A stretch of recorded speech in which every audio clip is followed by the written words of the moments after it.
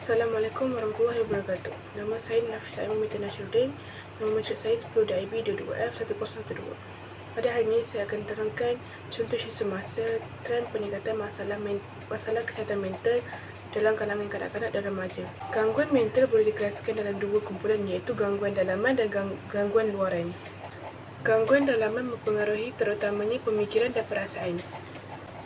Kanak-kanak yang mengalami gangguan dalaman seperti kegelisahan atau kemurungan tidak selalu menunjukkan gejala yang jelas bahawa mereka menghadapi masalah.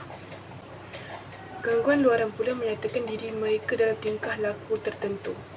Sebagai contoh, kanak-kanak yang didiagnosis dengan gangguan menentang, menjadi marah, enggan mendengar arahan orang dewasa dan bertindak lebih kerap terhadap orang lain daripada kanak-kanak yang seusia mereka. ADHD adalah contoh lain gangguan dengan gejala yang jelas dan luaran. Yang terdapat di belakang saya adalah contoh Kerajaan Akhbar yang menyatakan kes mental dalam kalangan remaja semakin meningkat di Malaysia.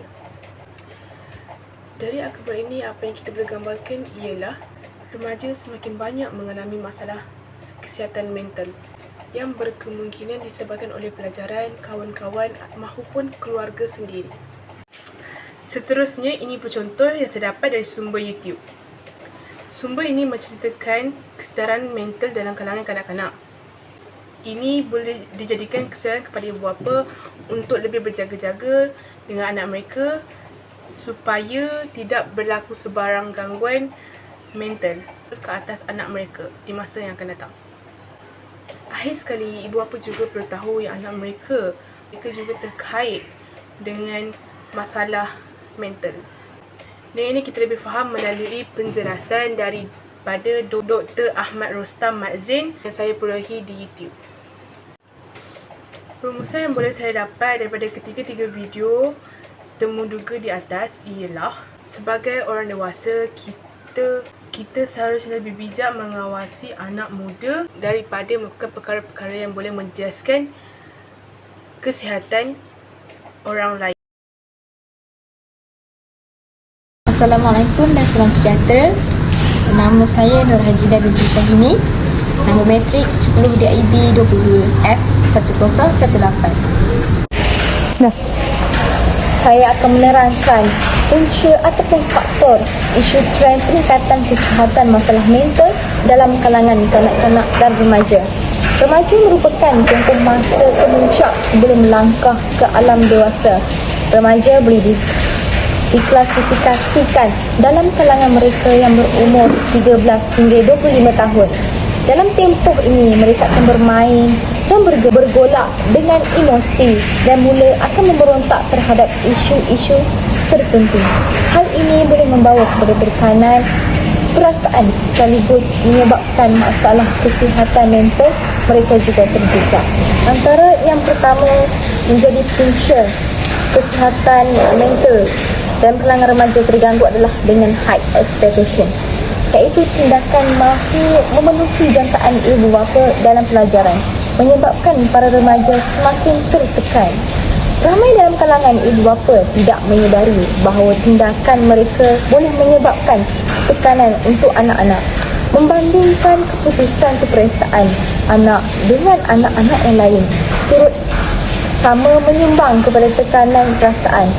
Sentiasa yakin dengan kebolehan anak agar mereka lebih berasa dihargai. Selain itu adalah dengan perkembangan media sosial. Antara penyebab lain yang menjadi faktor kepada kemurungan ataupun masalah mental dalam kalangan remaja adalah dengan perkembangan media sosial. Media sosial telah menjadi suatu medium yang wajib untuk remaja melayari setiap hari.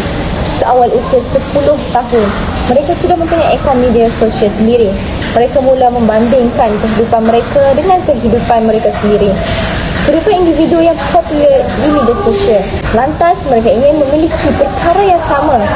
Halangan dari ibu bapa atau ketidakmampuan akan menyebabkan mereka memberontak atau menghadapi tekanan.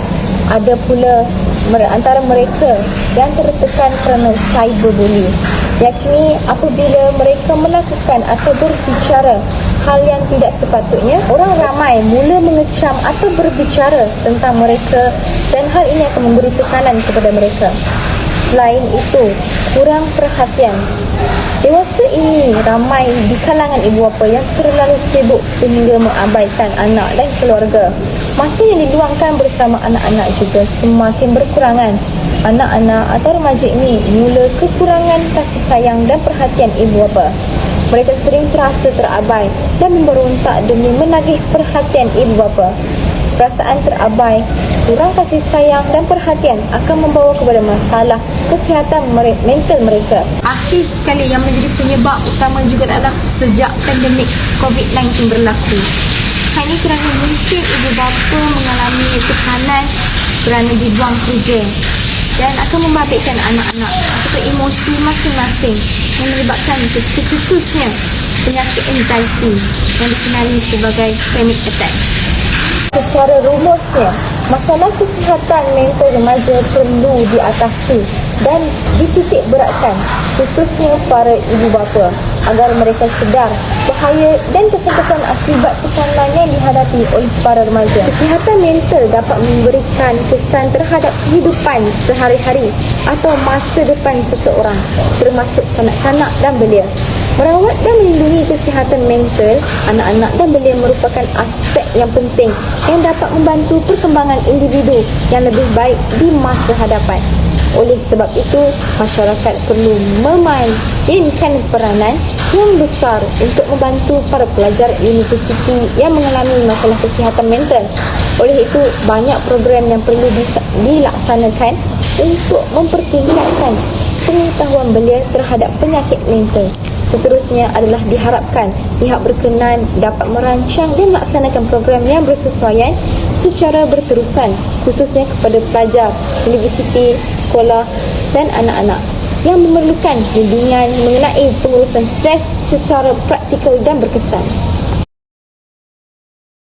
Saya Siti Syahira binti Kairanwar, nama Kad Mencik 10 DIB 22F1052. Kesan tren peningkatan masalah kesihatan mental di kalangan kanak-kanak dan remaja di Malaysia kini amat membimbangkan. Didapati potensi kanak-kanak dan remaja untuk berjaya semakin merosot akibat daripada masalah mental yang mereka hadapi. Pembelajaran mereka amat terkesan yang menjadi merosot. Jadi membuatkan negara kita akan kehilangan golongan orang berintelektual bagi memajukan ekonomi negara. Hal ini kerana pembelajaran amat penting bagi membangunkan tahap ekonomi negara dan sosial. Sebagai contoh, menurut WHO, dalam 50% masalah kesihatan mental ia bermula daripada umur 14 tahun dan 75% daripada umur 20-an. Oleh itu, mereka telah mengadakan Hari Kesihatan Mental bagi bayi, kanak-kanak dan remaja sedunia pada 23 April, setiap 23 April. Pihak kerajaan dan NGO bersatu untuk membantas masalah mental di kalangan kanak-kanak dan remaja dengan mengadakan kempen untuk membendung masalah ini. Sejak daripada ia berlaku, didapati ini berlaku sejak berlakunya pandemik COVID-19. Masalah kesihatan mental semakin meningkat, terutamanya kanak-kanak dan remaja akibat kerisauan yang melampau tentang pembelajaran mereka. Sejurus disebabkan mereka sentiasa berkurung di dalam rumah. Sebagai contohnya, pihak kerajaan telah membuka satu portal talian untuk kesihatan mental dan kemurungan semasa berlakunya pandemik. Dengan cara itu, pihak kerajaan dapat menolong rakyat untuk menghadapi masalah ini. Oleh itu, penting untuk menerapkan kempen kesihatan mental di sekolah dan institusi pembelajaran yang tinggi yang dianjurkan oleh pihak kaunseling. Ibu bapa gagal melahirkan generasi muda yang sihat untuk memajukan negara. Sebaliknya, mereka akan lebih cenderung ke arah negatif di mana banyak berlakunya kes jenayah. Hal ini kerana mental dan emosi anak-anak mereka sudah terganggu dari kecil, menyebabkan mereka hilang kawalan. Sebagai contoh, anak-anak lebih cenderung untuk membunuh diri dan mencederakan orang sekeliling mereka tanpa mereka sedari. Oleh itu, ibu bapa perlu untuk memantau kesihatan fizikal dan mental anak-anak mereka agar kesejahteraan mental dan anak-anak mereka terjamin melalui penyediaan persekitaran yang berkualiti dan sejahtera. Keamanan negara akan tergugat kerana persaingan antara negara lebih berisiko kerana negara kita mempunyai bilangan masalah kesihatan mental yang tinggi, menyebabkan mereka akan mengambil kesempatan untuk merampas negara kita dengan pelbagai cara yang digunakan. Hal ini kerana akan berlakunya keruntuhan kepercayaan kepada kerajaan kerana tidak membendung masalah gejala kesihatan mental yang semakin berbeluasa di negara kita. Disebabkan itu, negara lain dapat mencerobohi maklumat negara kita melalui media sosial dengan mereka menyatakan bahawa isu pesakit mental amat berbahaya di negara kita, menyebabkan akan berlaku kemerosotan ekonomi dan sosial di negara kita. Oleh itu, ibu bapa haruslah memberi perhatian yang lebih kepada anak-anak agar mereka tidak tergolong dalam permasalahan penyakit mental ini. Kini didapati masalah peningkatan mental di kalangan kanak-kanak dan remaja semakin membimbangkan. Jadi, kita boleh lihat beberapa orang awam yang diinterview. Assalamualaikum warahmatullahi wabarakatuh. Pada hari ini saya akan menemui salah seorang kawan saya untuk menerangkan punca tren peningkatan masalah mental dalam kalangan remaja dan kanak-kanak di Malaysia. Hai, sila perkenalkan diri anda. Hai, nama saya Zulaika binti Muhammad Zaki. Okey, pada pendapat anda, apakah punca menyebabkan remaja dan kanak-kanak mengalami masalah mental di Malaysia? Pada pendapat saya, punca yang menyebabkan masalah mental di usia yang muda ini disebabkan oleh persekitaran yang kurang baik. Contohnya, konflik dalam kalangan ahli keluarga seperti ibu bapa bercerai. Hal ini boleh menyebabkan persekitaran anak-anak menjadi lagi teruk. Itu saja dari saya. Terima kasih kepada Zulaika kerana sudi di Temu Ramah. Kak, boleh saya tanya something tak? Yes. Nama kak apa? Tahlia. Umur berapa?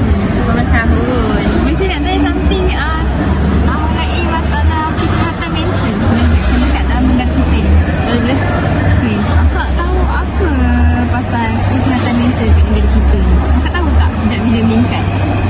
Sejak zaman COVID itu kan, 2 tahun lepas kan, 2 tahun kita COVID tu ya. So makin makin lama mental naik tu. Akak tahu tak golongan mana, tingkat mana yang tinggi kadar kesihatan mental dia? Tingkat orang muda macam 15 tahun zaman sekolah kan, sekolah menengah. Terutamanya remaja lah. Akak tahu tak sebab punca di mana? Dia kadang-kadang tu parents kan bagi high expectation pada anak muda kan. Expectation pada anak muda. Pada anak muda. Siapa yang beri expectation? Beberapa parents gamer kan. Parents gamer tu terlalu berharap sangat. Tapi dia sama gamer tak support anak muda. Lepas tu suruh anak muda tu mana anak muda. Okey, bagi spesifik sikit lah bagi akak lah kan. Macam masa COVID tu, apa yang boleh menyebabkan stres? Masa akak cakap tadi masa golongan muda kan, dia sekolah pun tutup. Jadi akak nak cakap yang macam anak remaja ni mak bapak dia tak percaya boleh berjaya. Betul. Kan masa zaman COVID tu kita kena belajar online kan. Lepas tu bila belajar online ni parents tak rasa nak dukung dia belajar online tu. Dugaan lah bagi golongan muda. Dugaan bagi anak muda tapi mak bapak tak support dia. Bagi yang peringkat dah bekerja sikit ni macam mana? Kalau bekerja banyak hilang kerja, dia punya stres sebab hilang kerja sama bos tak kasi gaji, nak potong gaji, tak boleh bayar gaji, nak kerja kan. Lagi apa lagi yang akak rasa yang penyebab utama? Penyebab utama dia kerajaan tak boleh sokong mereka. Tak boleh keluar rumah. Dia duduk dalam rumah. Bila kena duduk rumah, kena pergi darurat bagi rumah tu, dia pun tak pergi bantu kan kami. Sebab pertama dia juga, kita masa COVID tu, kita kehilangan orang tua kita kan, kerana virus tu. Ada ubat dia tak bagi sembuh. Itu penyebab utama jugalah. Jadi akak rasa valid tak kalau golongan muda ni banyak kes kematian dia? Betul? Banyak. Antibody tak kuat. Akak rasa apa yang boleh membantu? Apa yang boleh membantu? Ya, akak rasa apa yang boleh bantu golongan remaja ni untuk tak stres ataupun dorongan sakit mental tu berkurang? Sebab Apa yang boleh bantu? apa yang boleh bantu yang boleh bantu kita Bapak perlu memberi sokongan kan. Beri sokongan, beri support, kerjasama, Komunikasi saling tanya. penting lah, Komunikasi yang penting. Tak boleh abaikan, tak boleh ketepikan. Macam lah. Okay, terima kasih Kak Amal. Cik boleh kenalkan nama? Nama saya Nur Alam Sarah binti Haidin. Okey, Cik. Apa pandangan Cik tentang trend peningkatan kesihatan mental di kalangan kanak-kanak dan remaja di Malaysia ini? Pada pandangan saya, ibu bapa terlalu memanjakan anak mereka, terlalu bagi phone awal. Ibu bapa kurang perhatian kepada anak-anak mereka, menyebabkan anak mereka terlalu bersosial dalam media sosial. Menyebabkan mereka mudah mendapat bully cyber. Okay. Cara kita nak bendung, kena tanya dulu lah. Itu sahaja. Bagi Cik Alia, apakah cara yang dapat kita untuk membendung masalah ini? Okay, bagi saya, ibu bapa perlu memberi perhatian lebih kepada mereka sebab ibu bapa yang paling dekat sekali dengan anak-anak mereka. Macam tu. Okay, terima kasih. Masalah kesihatan mental menunjukkan trend peningkatan dengan statistik individu yang mendapatkan sokongan menerusi Talian Bantuan Perkhidmatan Sokongan Psikososial MHPSS meningkat 5 kali ganda berbanding 2020. 212,319 panggilan diterima MHPSS tahun lalu berbanding tahun sebelumnya dengan 44,061 panggilan.